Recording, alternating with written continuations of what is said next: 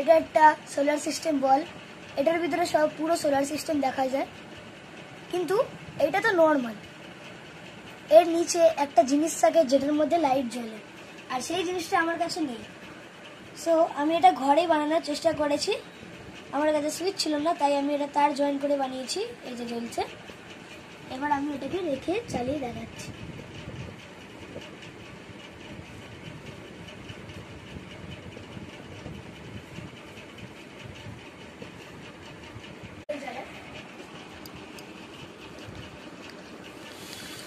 দূর থেকে দেখলে বোঝা যায় যে একটা পুরো যা অফ হয়ে গেল।